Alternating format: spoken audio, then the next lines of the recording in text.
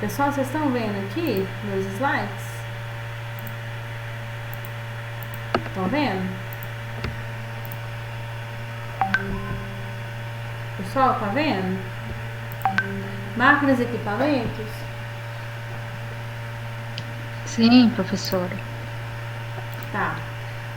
O que a gente vai falar hoje, né, é mais uma relação aí com relação à segurança do trabalho, né, de máquinas e equipamentos, né, correlacionando a NR12.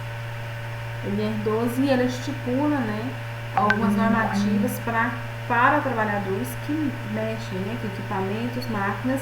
Na nossa ementa tem máquinas, ferramentas e equipamentos, certo? E aí a gente tem aqui máquinas e equipamentos, depois na aula que vem eu falo de algumas ferramentas, certo? Deixa eu só ver aqui se vocês vão estar vendo aqui pra gente dividir a tela.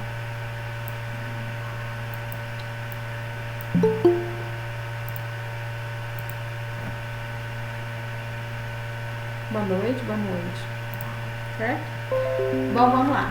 Máquinas e equipamentos. Hoje nós vamos só dar a introdução, tá bom, pessoal? Não vai dar pra dar aula toda. E qual seria a introdução, né? A história bem resumido aqui, né? Com relação à introdução, né? A gente vê a Revolução Industrial, né, na Europa, e a máquina, na época, ela foi dita como um avanço da sociedade. Boa noite. Boa noite. Alunos novos, boa noite. Boa noite.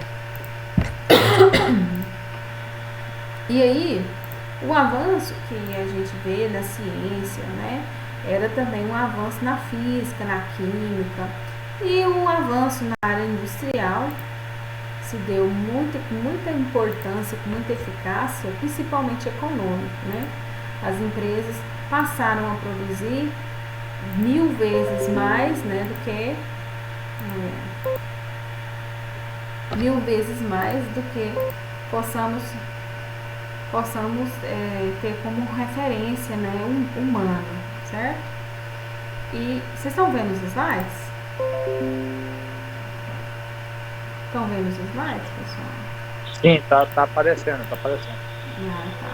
É porque sumiu aqui da minha tela. Meu Deus.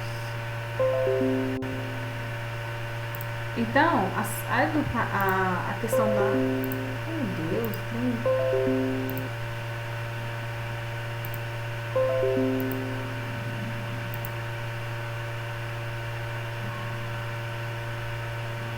Tem saiu da minha tela aqui? Ah, tá, voltou. Então a questão da segurança do trabalho com relação ao histórico, né? Esse histórico, a indústria começa a produzir em larga escala. Na época não se tinha a dimensão do que? Das fatalidades que a máquina, né, ia produzir ao longo do tempo, certo? Foi surgindo máquinas, diversos tipos, e depois foram tendo as consequências de um planejamento não para o humano, né? Era planejamento para quê? Para a produção, né? Era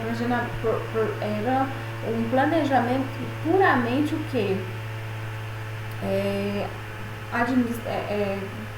Digamos assim, econômico, né? E também o que? Político, né? Então a gente vê que essas empresas hoje, muitas das empresas geraram muitos problemas depois no futuro, foram corrigindo, essas máquinas tiveram muitas perdas, as pessoas tiveram perda de membros, principalmente membros da parte superior, braço, dedo, antebraço, né? E que cabeça, estrangulamento, né?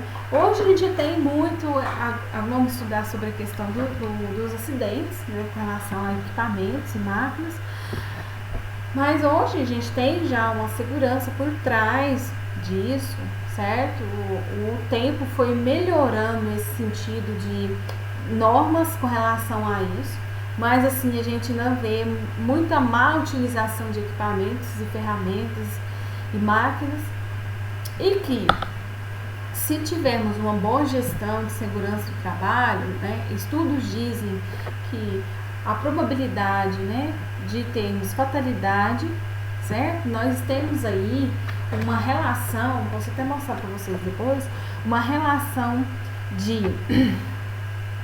uma quantidade X de números, né, com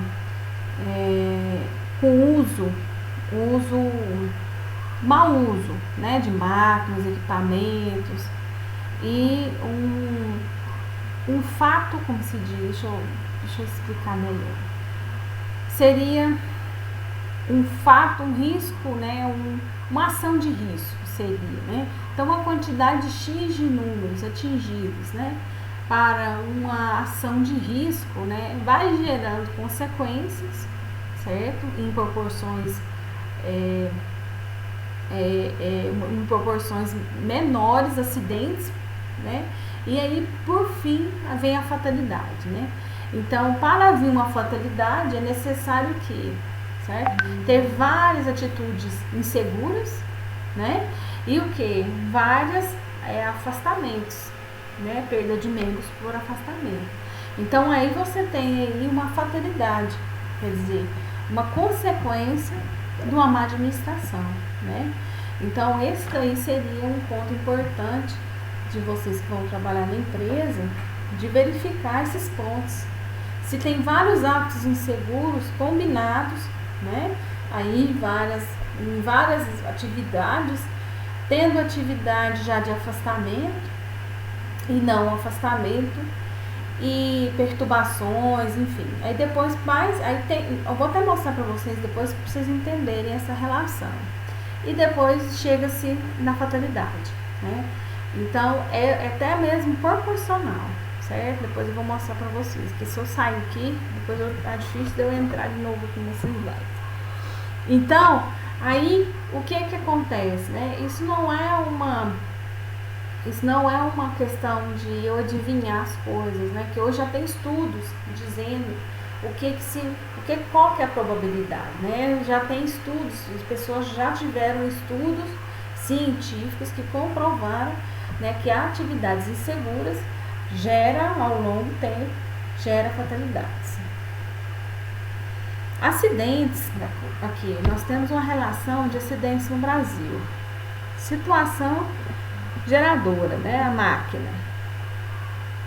Só para vocês entenderem a relatividade aqui com relação a acidentes, né? Em 2005, nós tivemos aqui 72%, certo? 72% em 2005. Em 2006, nós temos 71% de acidentes com relação a máquinas, tá? Em 2007, 71%. Total de óbitos em 2015 foi 199. Em 2006, 172. Em 2007, 174, né? Então, com relação aos óbitos em máquinas, só em máquinas, hein? Em 2005, tivemos 7,12% de óbitos com relação a máquinas, trabalhadores utilizando máquinas. Em 2006, 5,97%. Em 2007, 6,02%, né? Essa relação de porcentagem de acidente, apesar de a gente pensar que é pequena, né? Muitas pessoas morreram, né? Por exemplo, a lição, 174 pessoas morreram num ano só, né? Por máquinas, né? Muita coisa. Então, a situação antiga da NR12, até onde a gente sabe, né, na portaria 1978, promulgada pela portaria 3.214, né, já defasada, porque ela tem mais de 30 anos, essas NRs vão atualizando ao longo do tempo, certo? E de acordo com a necessidade, né? Tivemos aqui instalações e áreas de trabalho, normas sobre proteção de máquinas, assentos e mesas, manutenção e operação, anexo 1, motosserras, e anexo 2, cilindro de massa. Né? Esse daqui seria ainda o que a gente mais pratica, né? Com relação a NR12, certo? Cenário social.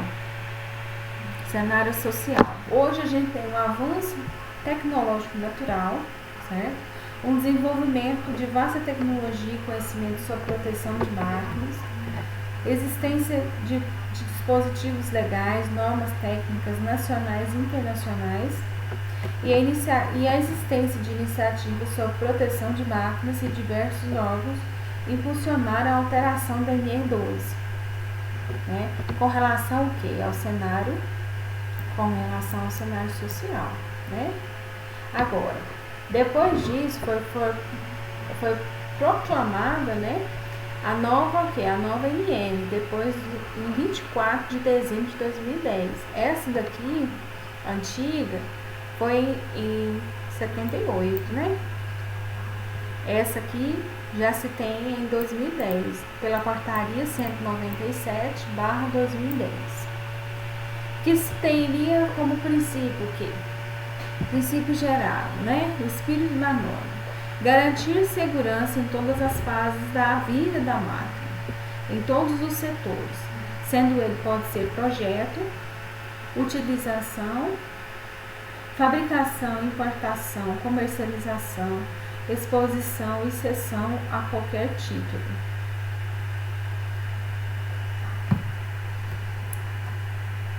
A NR12 agora ela tem uma estruturação um pouco diferente, né? Com parte do que? Parte principal seria o corpo, os 12 títulos, né? E os anexos. Nós temos anexo 1, 2, 3, 4, que tem as informações complementares para atendimento do corpo e dos demais anexos. Os anexos 5, 6, 7, 8, 9, 10, 11, 12, temos aqui as especificidades sobre determinados tipos de máquina. Nós vamos falar isso aí, tá? Talvez para vocês saberem. O anexo 12, a NR e os seus anexos, nós temos aqui, falando sobre motosserras, máquinas para panificação e confeitaria, máquinas para açougue e mercearia, prensas similares, injetora de materiais plásticos, máquinas para fabricação de calçados e afins, máquinas e implementos para o uso agrícola e florestal e equipamentos de guindar. Esses aqui usados na NR18, né, gente?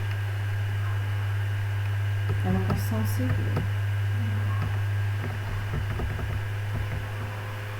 Isso aqui eu tô só mesmo fazendo uma apresentação para vocês da cara, né, da NR12, tá, gente? Depois vocês vão entender mais profundamente como que é como que é a relação, né, da NR12 aqui com vocês, né, no RH, tá? Agora, com relação à segurança e trabalho em máquinas e equipamentos, apreciação de riscos e sistema de segurança. Nós temos uma relação interessante com como se diz, o perigo e risco, né? A gente tem aqui uma situação de perigo, certo? O primeiro estado é o estado ou a situação, né? O perigo, a gente não muda ele. Ele existe sem você estar no lá ou não, né? No caso aqui, o homenzinho não tá, né? Mas de qualquer forma é perigoso. Por exemplo, uma onça, né? A onça pode estar lá na Amazonas, certo? Ou no Pantanal, onde ela vive, né?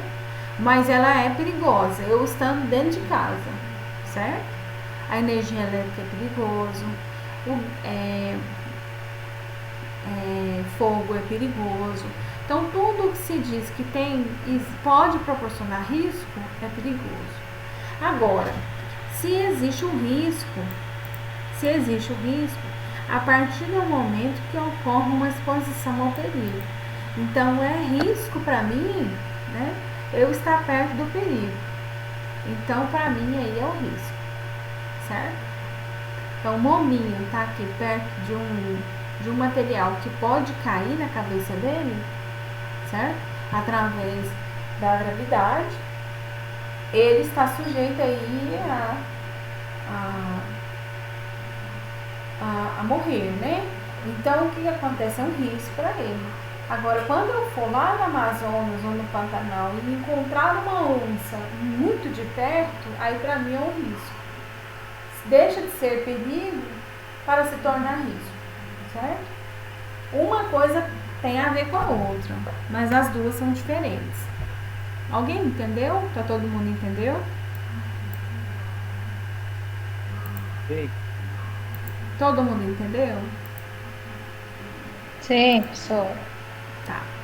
Então é assim mesmo. Então vamos continuar. Vamos continuar. Como tornar uma máquina segura, né? Agora é a relação, né, do risco do ser humano e a máquina. Porque se a máquina é perigosa, ela vai ser de qualquer forma, né? Então ela vai ser, se eu colocar dispositivos nela, de qualquer forma de proteção, esses dispositivos de proteção ao homem, né, com membros, enfim, e aí ele ainda continua sendo perigoso, né? Então essa é a relação, ok? Quando se tornar uma máquina segura, né? Quando eu tenho a redução ou a eliminação dos riscos, certo? Mas o perigo ainda existe. É essa que nós temos que entender. Então, se nós reduzirmos os riscos, né? Aí existe por que reduzimos os riscos, né? Reduzimos na verdade, traduzindo o quê? É a conectividade, né, ou a proximidade do homem à máquina, certo? Ou do homem ao perigo, ok? Então eu reduzo ou elimino o risco quando eu diminuo a contatividade, o contato do homem ao perigo. Então a redução dos riscos é atingida através de medidas de segurança. E a segurança é baseada em 3 procedimentos: proteções adequadas, procedimentos adequados e capacitação do fator humano. Certo? Proteções adequadas seria o quê? Né?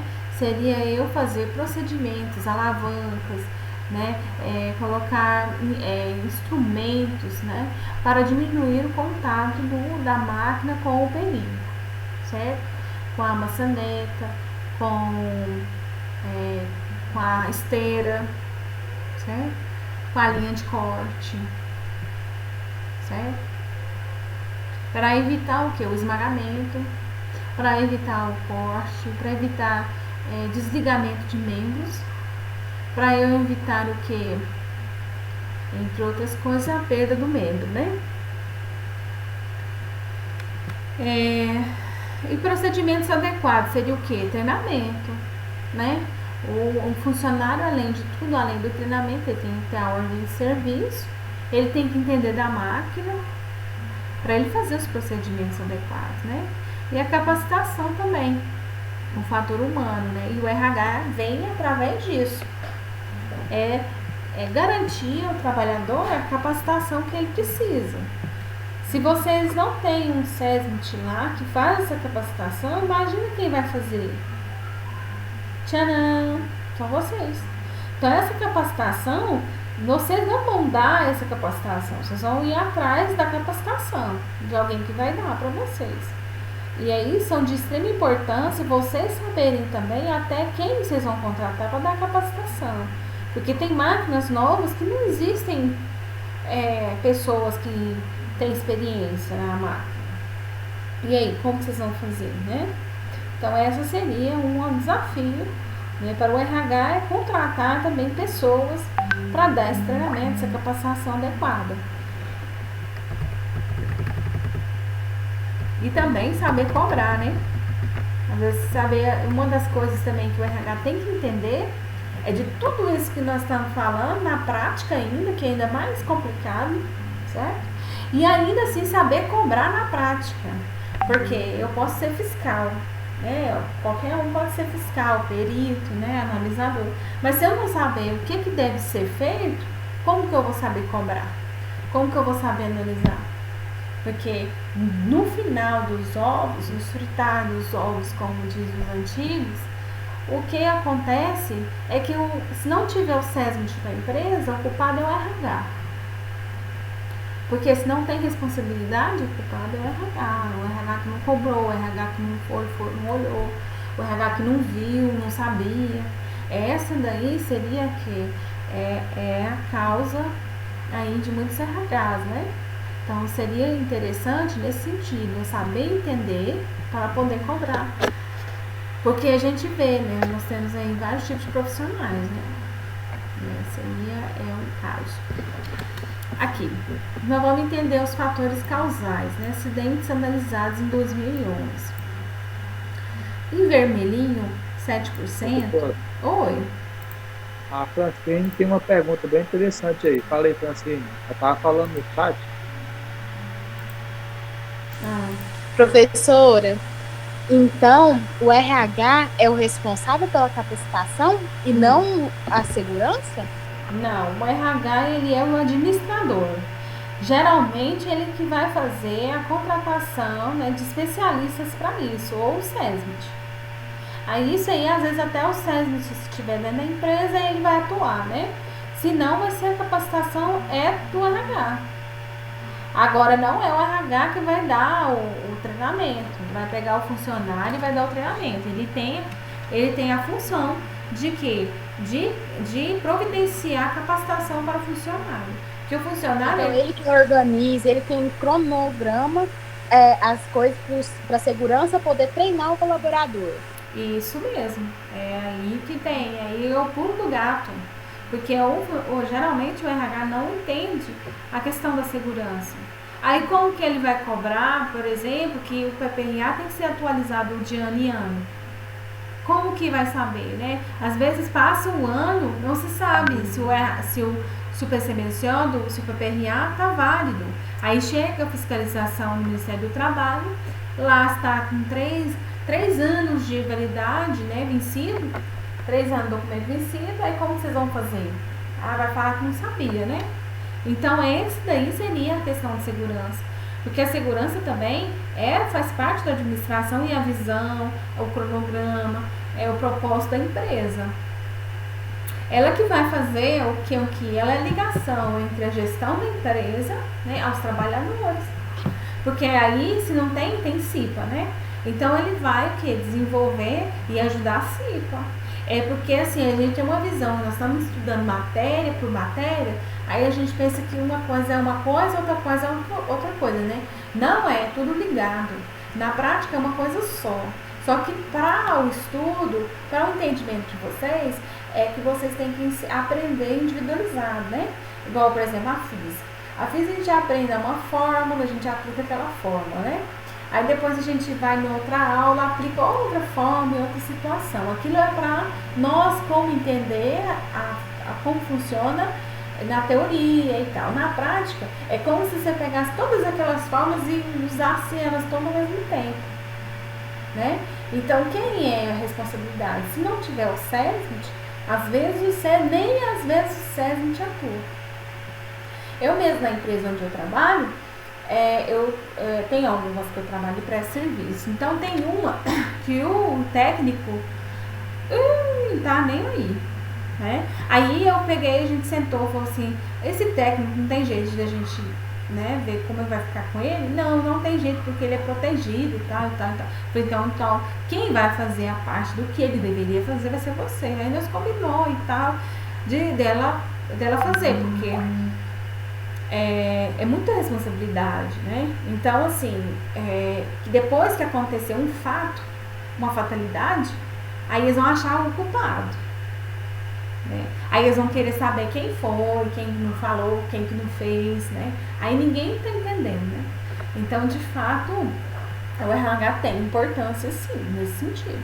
Ele tem a importância de quê? De arrumar, né, de ser responsável pela cobrança. Agora, por exemplo, a ordem de serviço, vem falando muito sobre a ordem de serviço dos componentes passados. Quem é que vai requerer a ordem de serviço? É o RH. O RH que vai cobrar, olha, não tem treinamento, não tem a NR12, não tem a NR15, não tem a NR35, eu quero a NR. Às vezes vai trabalhar em energia elétrica, cadê a NR10? Cadê? Não tem, né? Então você tem que fazer, vamos providenciar, vou ligar para os consultores, eu vou ligar para a empresa, eu vou ligar para o gestor e vou ter que providenciar, não trabalhar sem. Porque quem organiza, se ele pode ou não trabalhar, é o RH. É o RH que vai determinar se ele pode ou não trabalhar. Não é os gestores, aqueles que estão lá, não, você vai começar a trabalhar amanhã. Não é assim que funciona. O RH que tem que pegar toda a documentação, fazer o ASO, ver se o ASO está aprovado. Então isso aí é importante, porque às vezes as empresas passam por cima do RH e o RH tem que determinar, fala, não, a gente tem, conforme a CLT, a gente tem que cumprir todos os determinantes. Porque depois se der algum problema, cadê o RH, né? O RH... Oi. Aí, no caso, então, essa fiscalização ela tem que ser feita no ato da contratação de um profissional ou no ato digamos que, direcionamento de um profissional aí, vamos direcionar fulano e tal para uma outra área. Aí, nesse momento, é onde a RH atua querendo, exigindo a documentação das NR, não é isso? Isso mesmo. Aí dependendo por exemplo, se ele for contratado por carpinteiro, né? Ele tem TNR12, beleza, ótimo. Bom, aí de repente ele tá trabalhando lá, tem 8 meses, tá tranquilo, tá dentro das procedências, beleza, ok. Aí de repente o gestor dele ele vira eletricista. Aí vai fazer o quê? Aí ele pega e de repente ele tá no chão de fábrica, já mexendo com a parte elétrica. Aí vocês têm que se observar, né? E ver, mas ele não é eletricista, ele é o quê? Marceneiro, ele foi contratado como marceneiro, desvio de função, né? Aí o que acontece? Você vai falar, olha, esse funcionário não pode fazer esse tipo de atividade, mudando de função. Aí ele vai realmente fazer uma parte ou a outra, né? Não, ele vai realmente mexer com a parte eletricista. Então nós vamos fazer o quê? Mudança de função. Aí tem que pegar a carteira dele, registrar a carteira dele de novo, né? Com CBO diferente, que for um CBO de acordo com as atividades que ele exerce, né? Aí você tem que pegar a ordem de serviço diferente, reescrever tudo de novo. É como se você estivesse registrando ele novamente. E depois só não muda a ficha de registro. A ficha de registro não muda, mas na carteira ele vai mudar, na ordem de serviço ele vai mudar, na ficha de IPI dele vai mudar. Aí quem que vai pegar toda essa documentação e olhar e ver, verificar? Vocês. Né? Aí o que acontece? Aí o funcionário está trabalhando na eletricidade, né? Aí, dependendo de como ele for trabalhar, se ele vai trabalhar até 1000 watts, ele vai só fazer um curso básico. Se ele for trabalhar acima de 1000 watts, em alta potência, ele vai ter que fazer um outro curso que é avançado, que é o SEP. Então, aí é que a gente tem que entender as coisas, né? As NRs é importante para o RH demais. Porque se não tem ninguém para informar, vocês também têm que saber.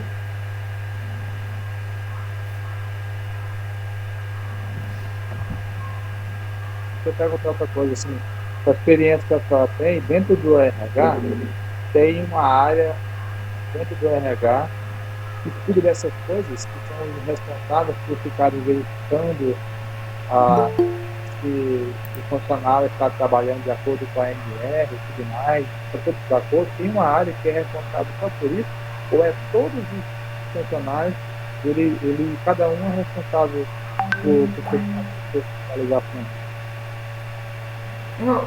Na verdade, você falou, eu não entendi muito bem sua pergunta. Você quer saber se dentro do RH Tem uma pessoa específica para isso?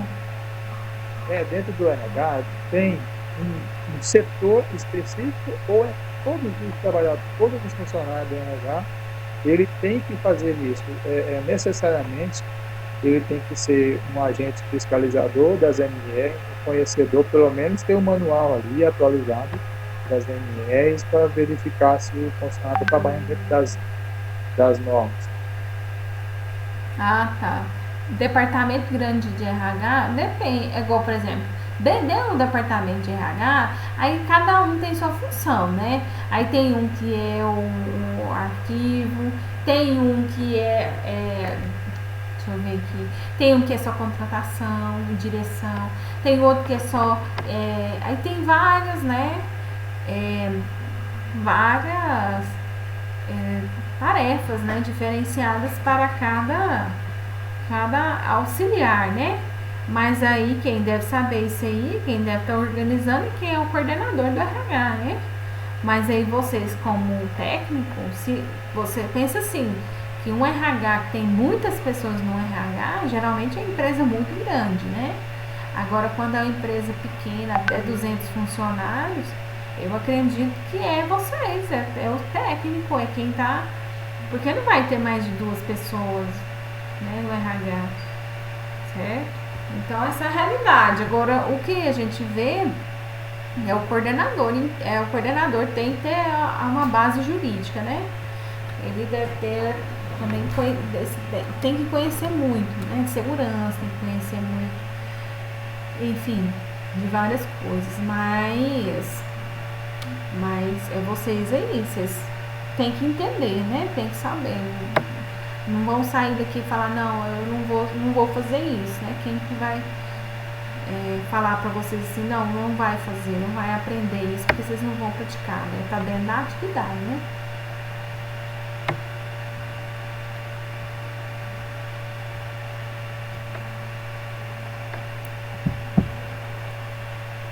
Ok? Ok, entendi. Isso é relativo, é de acordo com o tamanho da empresa. O RH é muito relativo, igual ao departamento pessoal, né? Tem um que só departamento jurídico, departamento pessoal, aí depende, né? Depende da empresa. Ok? Nesse vermelhinho, Professor, muito obrigada. ok, tá certo. Vamos voltar aqui, né, nos slides. Fatores causais de acidentes analisados em 2011, só para vocês entenderem, tá? Aqui a gente tem uma relação de porcentagem com alguns tipos de acidentes, né? O em vermelhinho, 7%, modo operatório inadequado à segurança, quer dizer, ato perigoso. Em quase marrom, né? 7%. Falha na antecipação, detectação de risco e perigo. 4% é no verdinho aí, ó, ausência, insuficiência de treinamento. No roxo, 5%, define a falta ou inadequação de análise de risco da tarefa. 3% é aquele serviço improvisado. 4% aí no meio marrom seria sistema, dispositivo de proteção ausente, inadequado por concepção. E em amarelo aí, bem grandão, outros, né? Então, quer dizer, nós temos aí vários tipos, né, de acidentes analisados, certo? E outros que a gente nem consegue imaginar quantos são, certo? Quer dizer, é um leque aí de opções que podem ser tudo falha, ausência, né? E ato inseguro. Identificação, ó, isso aqui é muito importante, ó. A identificação de perigos e análise de risco, porque foi analisado aqui, porque existem vários tipos, né, de atividades, assim, que gera risco, né, e o perigo pode ser muito grande.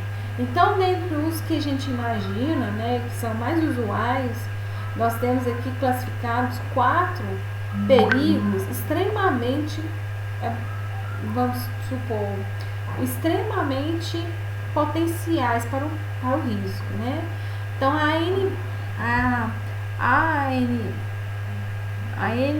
a ABNT, né?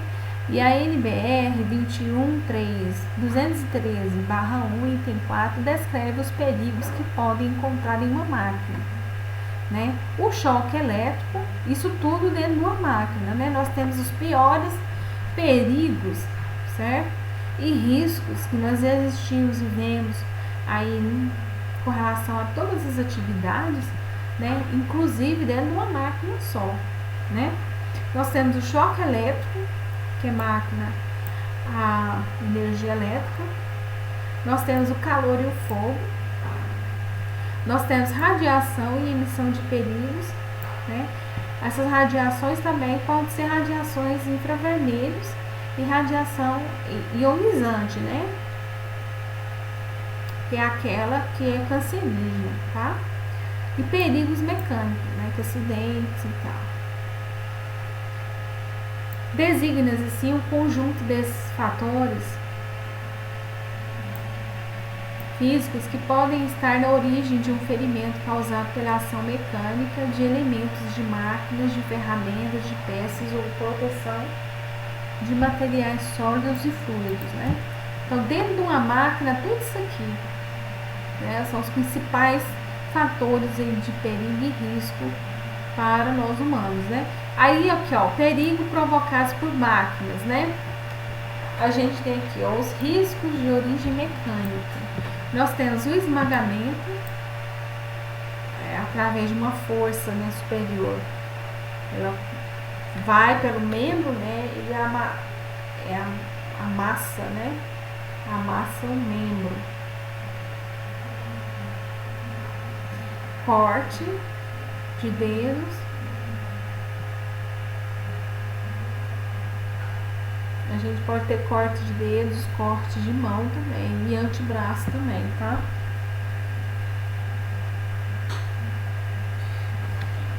Cisalhamento, certo? É quando uma força mais outra força faz com que o membro praticamente dobre, ok? Enroscamento.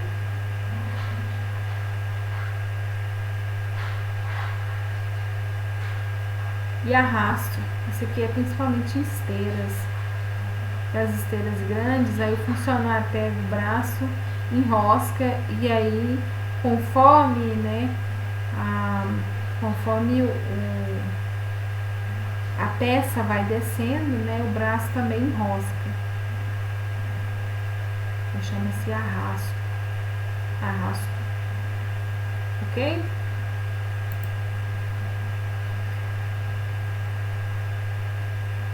Nós temos perigo, né, de risco.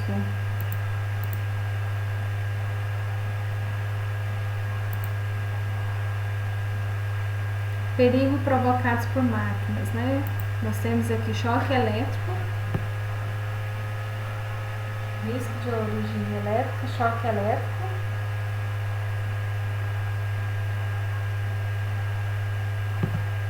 risco de origem física, ruído intenso. A máquina também pode produzir ruídos e fonte, né, de ruído intenso. E queimaduras pelo o excesso de calor, né?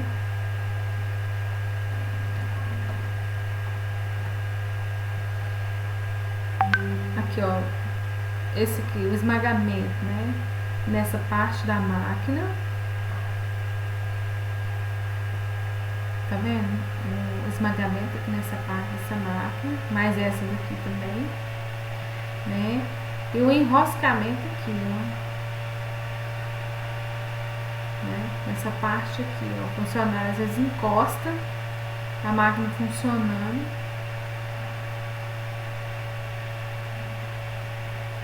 Esse também o arrasto, né?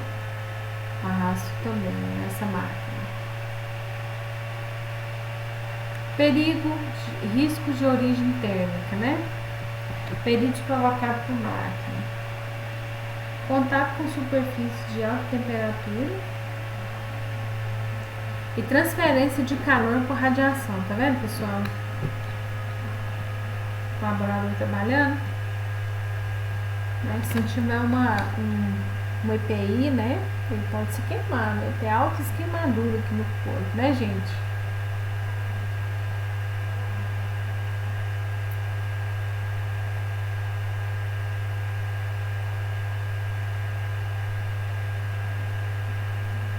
Alguém tem alguma dúvida até aqui?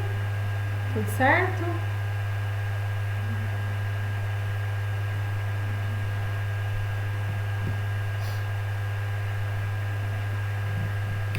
Tipos de máquinas, né?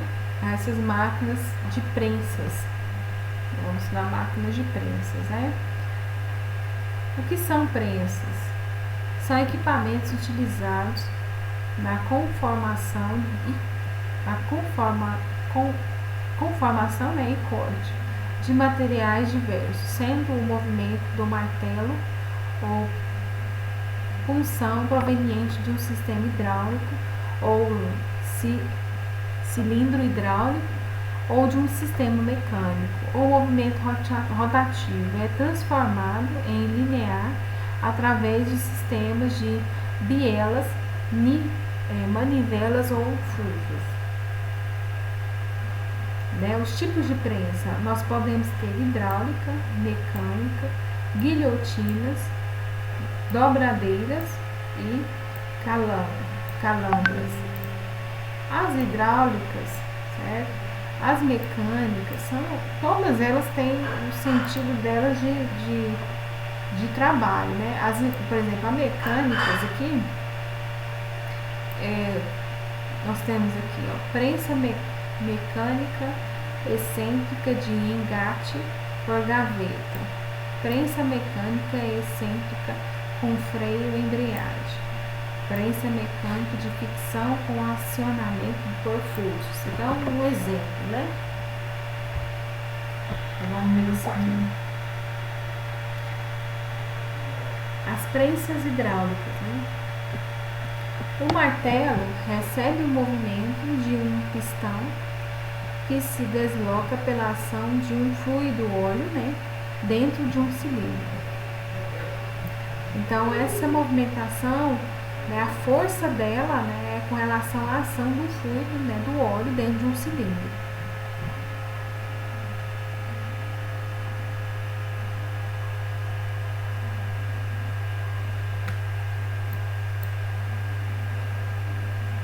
Essa daqui é um exemplo de uma prensa mecânica, tá vendo? Isso aqui é a prensa hidráulica. Agora aquela lá é uma de prensa mecânica excêntrica com engate por gaveta. Então, PMES.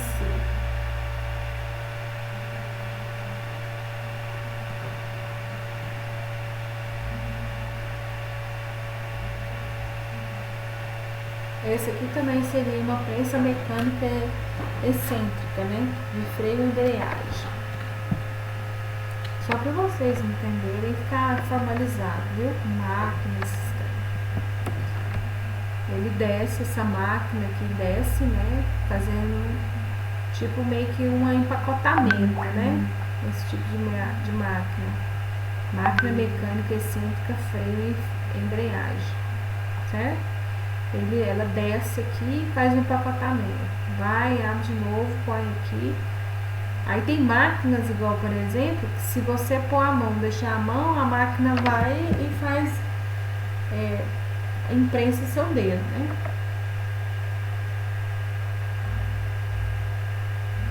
Esse aqui, prensa mecânica de ficção com acionamento por fuso.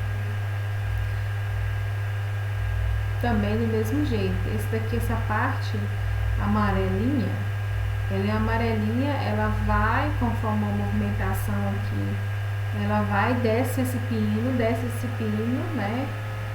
E depois levanta. Desce e levanta, tá vendo?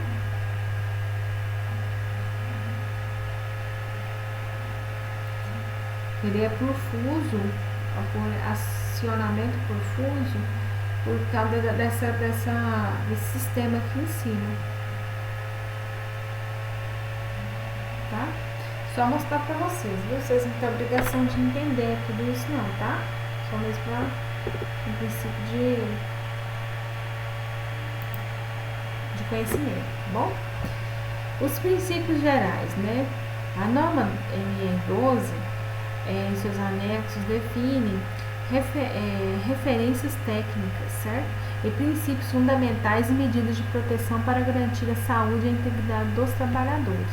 E estabelece requisitos mínimos para a prevenção de acidentes e doenças do trabalho nas fases de projeto e de utilização de máquinas e equipamentos de todo tipo, e ainda sua fabricação, importação, comercialização, exposição e acesso a qualquer título em todas as atividades econômicas, sem prejuízo da observação do disposto e demais normas da NR, aprovadas pela Portaria 3.214, de 8 de junho de 1958, nas normas técnicas oficiais e na ausência ou omissão delas, nas normas internacionais aplicáveis.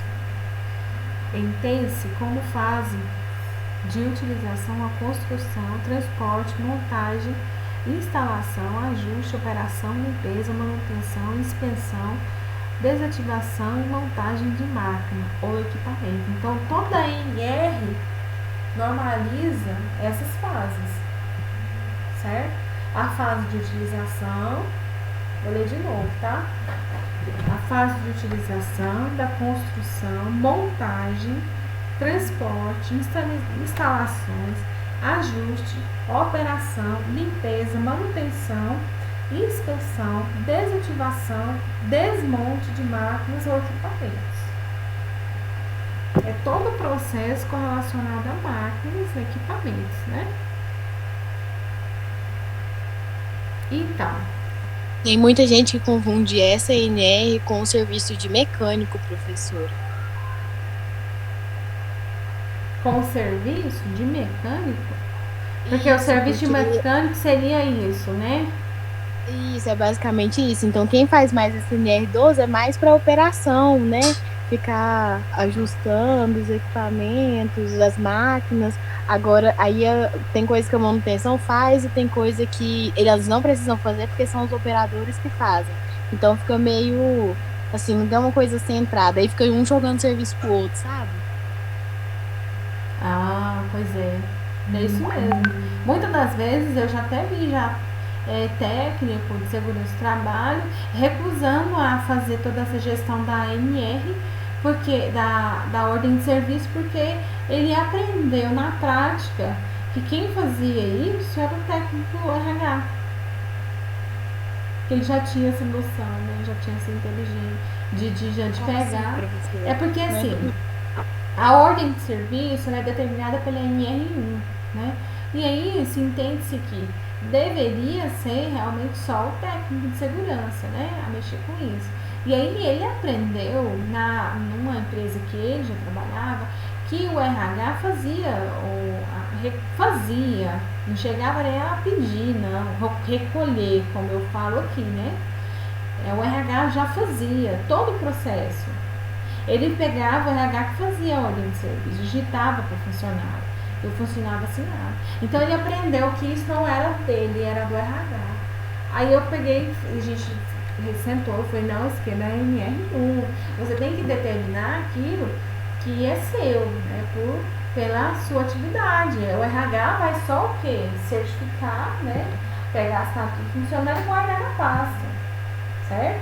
Mas isso não é função do RH. Aí ele pega e discute porque ele aprendeu e tal, que é prática já velha e antiga, né? Que outra empresa fazia porque o RH fazia, né? E é isso aí é que a gente vê, né? Muitas das vezes a atividade que é para um, vai para outro, como você tinha me dito aí. Aí um que é o mecânico que vai lá e vai fazer manutenção, o que trabalha lá com a máquina não tem que saber limpeza, né? Não tem que saber de limpeza. Não tem que saber como manusear. Tem, mas lógico que tem. Às vezes acho que não precisa, é só apertar um botão lá e ligar. Né? Exatamente. Aí mistura muito. É porque eles aprendem errado e projetam isso ao longo da vida. Aí chega no final aí da sua atividade, né, da sua vida laboral, aí eles não sabem o que eles fizeram direito. Eles não sabem entender o que era a atividade deles, porque eles trabalhavam numa área, numa empresa assim, trabalhavam na outra assim, trabalhavam na outra assim, trabalhavam na outra assim. Aí se entende-se que no final das contas eu vou fazer só o que eu sei. É desse jeito, professor. Ou eles fazem assim, eu só vou fazer o que eles acham que eu vou fazer. Ou eu só vou fazer o que eles vão me mandar fazer. Que é muito comum. Hoje o técnico Eu não de tô segurança, aqui pra isso. eu só tô. Além de tudo, tem técnico de segurança que só fala assim, não, só vou fazer se eles mandar eu fazer. Ou o RH também. Aí fica. Aí uma hora aí a casa cai, né? Bom, a NR2, né? Nós temos aqui duas medidas de proteção que é falada no 12.3 e 12.4, né? São as medidas de proteção aqui principais. Medidas de proteções coletivas com relação à máquina é uma proteção coletiva, tá? A proteção coletiva, que nós temos aqui, equipamentos de proteção individual, né? São os EPIs, que a gente estudou desde o início do componente passado, e a gente também tem os EPCs, né? Equipamento de proteção coletiva. O EPC, diante da norma, ele sobressai em cima do EPI. O EPI, ele é um equipamento, né, de proteção, se caso não tiver condições de ter um EPC. Por exemplo, o ruído, né? O ruído é muito importante porque é um exemplo muito bom. É uma máquina, né, que está tendo muito ruído, né? Essa máquina, se a gente for analisar, essa máquina é a somatória, é a que está dando muito ruído, certo? E aí, essa máquina é mais interessante a gente isolar ela e tentar diminuir o ruído dela, ou resolver o ruído, né, fazendo algumas adaptações para ela diminuir o ruído, ou dar plugin, ou dar abafador para todo mundo. Qual que é a opinião de vocês?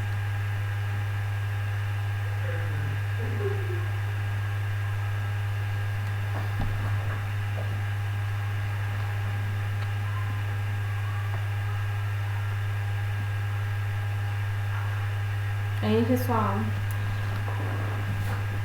uma medida de proteção, né, com relação ao ruído, certo? O risco é o ruído. E aí, o que acontece? Uma máquina tem muito ruído, certo? Aí, temos duas alternativas. Ou tentar abafar o ruído da máquina, ou diminuir o ruído, certo? Abafando o risco, ou eu dando EPI para todos os funcionários.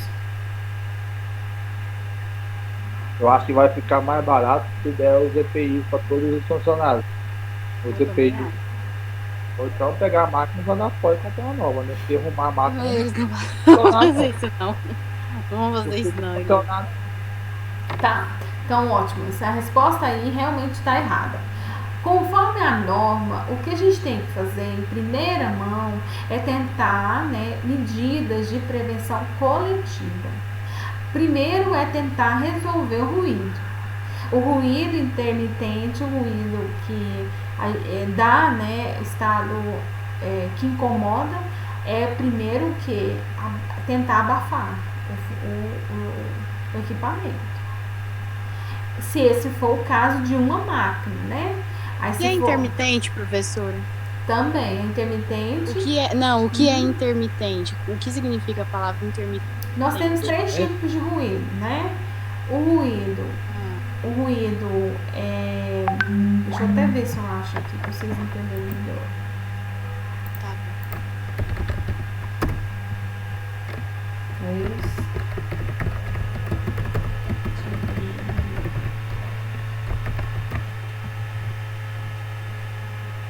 Eu sei o que é jejum intermitente, agora ruído intermitente. Vou abrir aqui para vocês verem. na prática.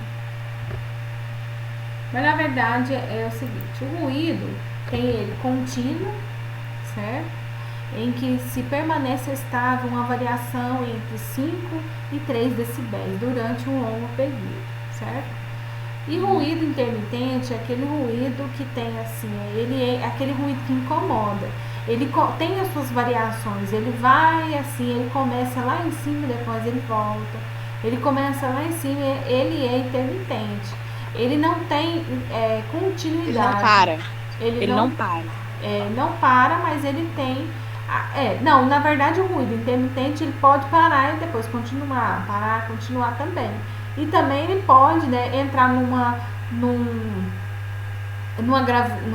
grave e depois diminui o grave, por exemplo. Aí depois ele aumenta o grave, diminui o grave.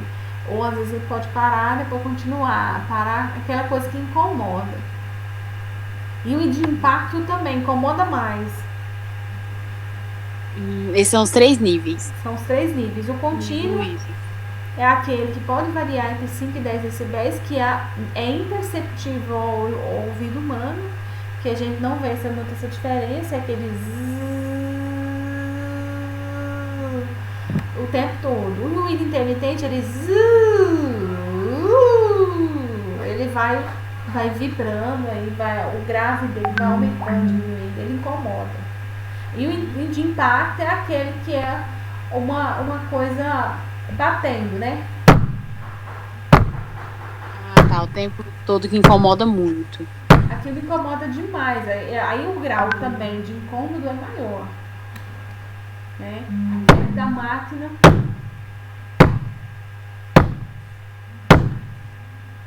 Tem um intervalo aí ele também incomoda mais ainda. Então o que acontece? Eu falo intermitente porque ele é mais, dependendo da máquina, é o mais que a gente tem muito exemplo. A gente tem muito exemplo de máquinas que tem ruído. Não, deu para entender, professora. Deu para entender. Muito obrigada. Ok.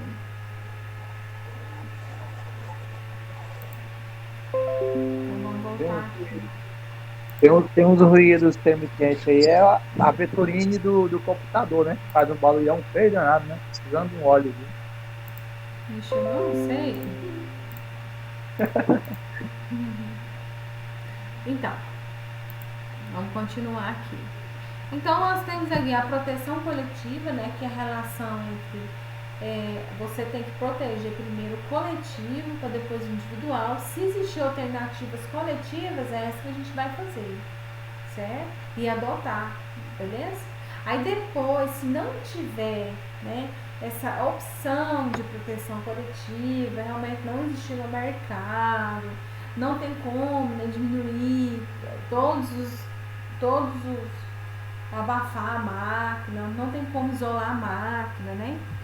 Todas essas condições que foi pensadas não podem ser atingidas, aí a gente usa o EPI. Ok? E a norma fala, prevalece o EPC. Ok?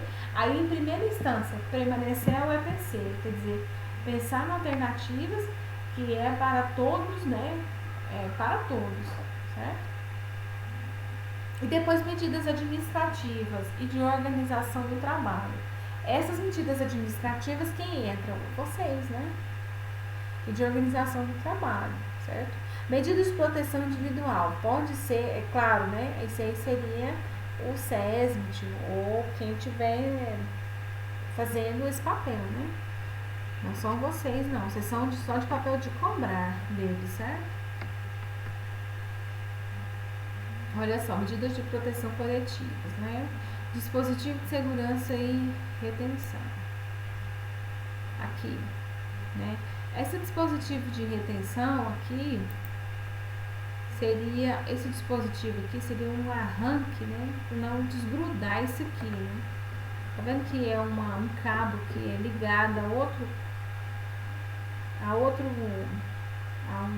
um enroscado aqui nessa parede? O dispositivo de proteção é essa tela, né? Para que o cabo não se desconecte. Certo? Outra barreira física, né? Seria interessante fazer uma barreira física para que o funcionário não tenha acesso, né, à máquina funcionando. Ele não coloque a mão, não presse a mão lá dentro, né?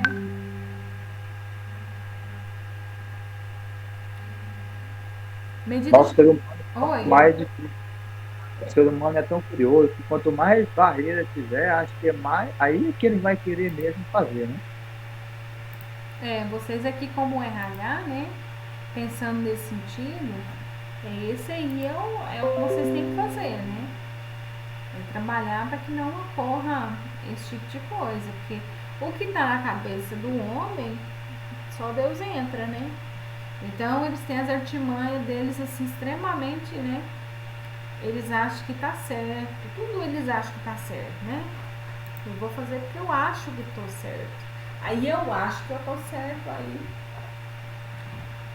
aí acontece, né?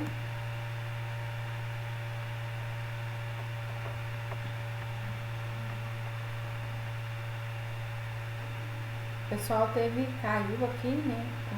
Caiu a internet, né? Caiu a energia de vocês, na casa de vocês. A energia caiu.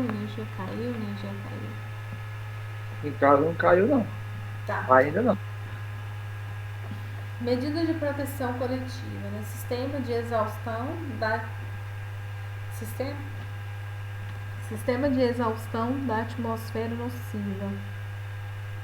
É tipo meio que um sugador, né? Do gás.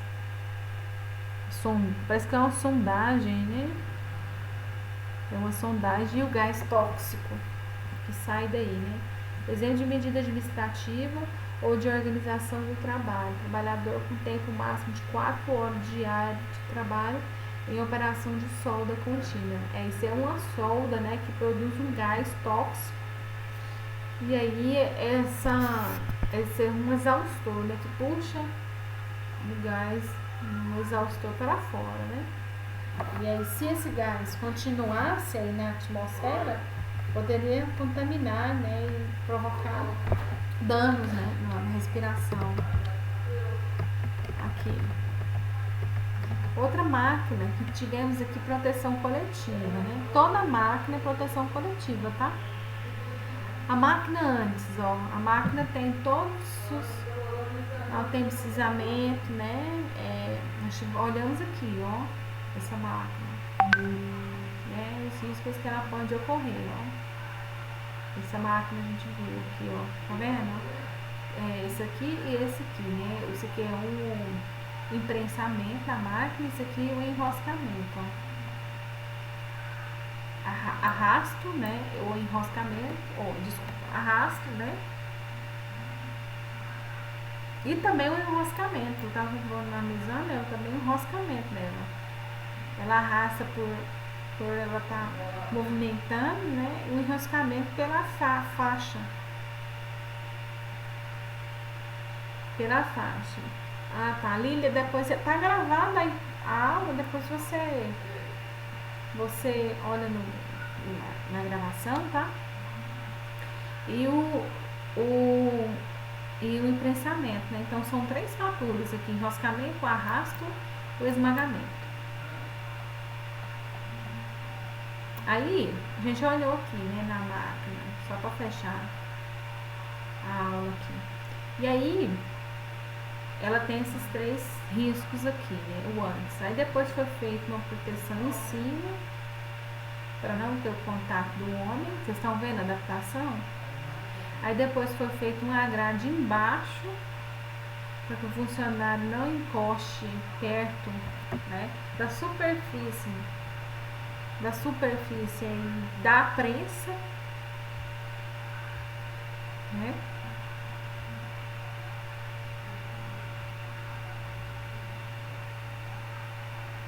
Entenderam, pessoal?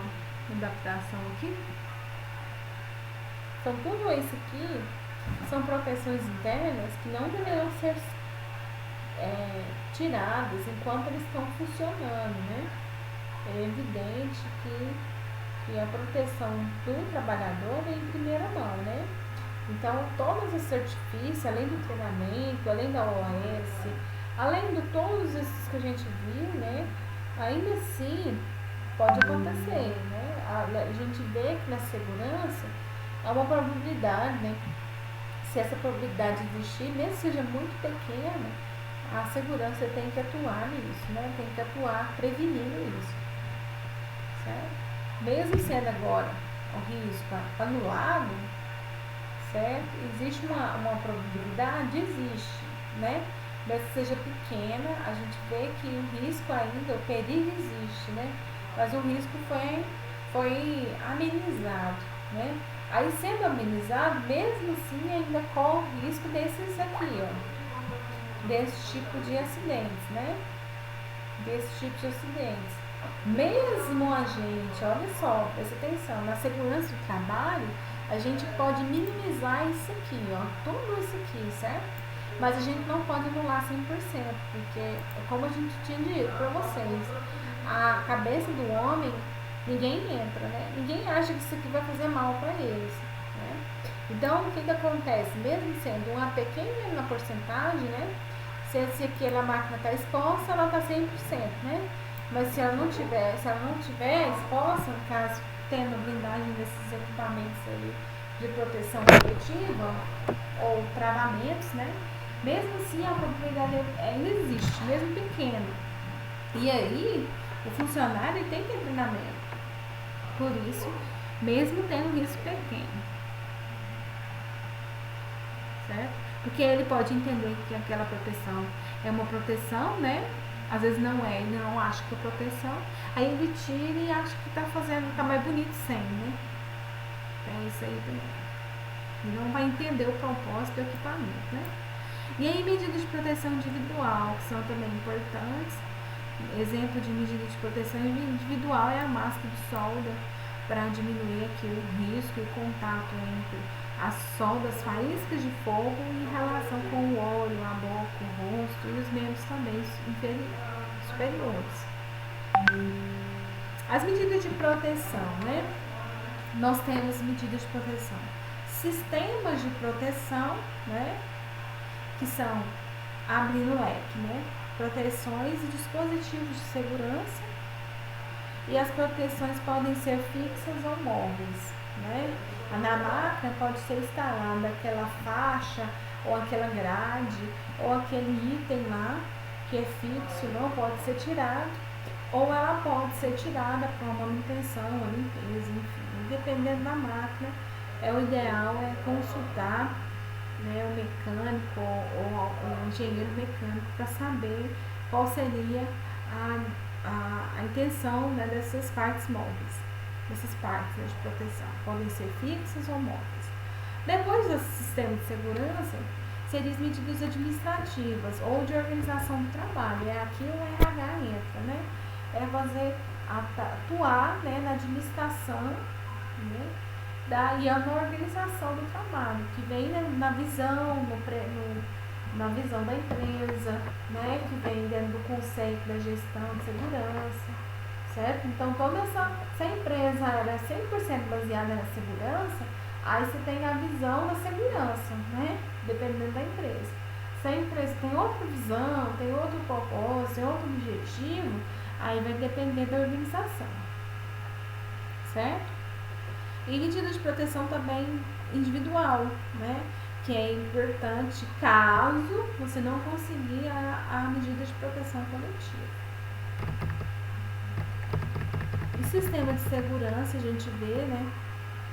Aqui em grades impedindo contato direto. As duas imagens, né? A grade dentro do equipamento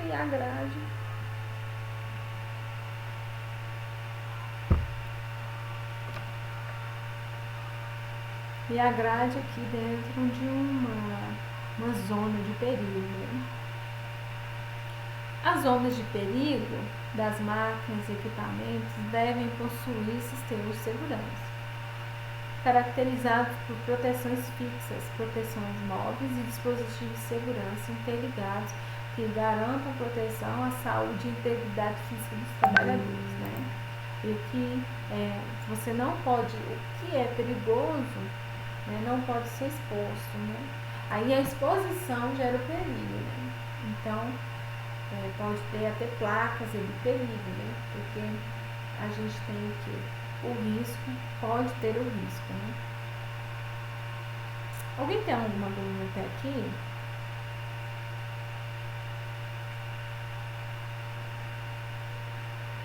Alguém tem alguma dúvida?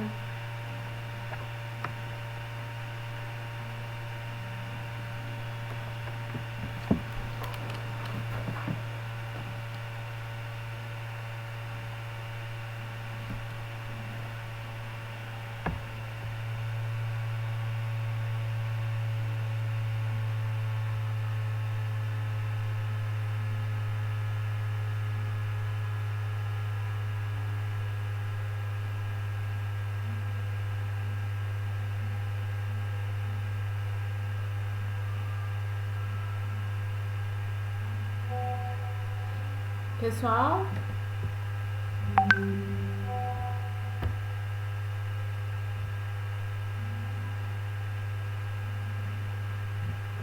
Todo mundo tá tranquilo?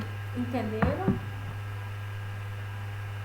Entenderam a proposta do sistema de gestão aí com relação a equipamentos? Até então aqui, né? Conseguiram entender?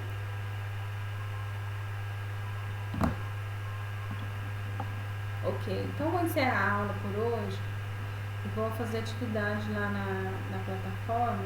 Vou passar para vocês no grupo a atividade e vou encerrar a aula. Vou deixar a aula gravada lá com o link lá para vocês. Quem perdeu, às vezes tem aluna que perdeu, né? E vou mandar o link da aula toda para vocês verem a aula, tá? Até aqui, certo? Para não ficar muito conteúdo. E aí a matéria está gravada, eu vou mandar também os slides para vocês e vou mandar já a pergunta para vocês responderem lá na plataforma, pode ser?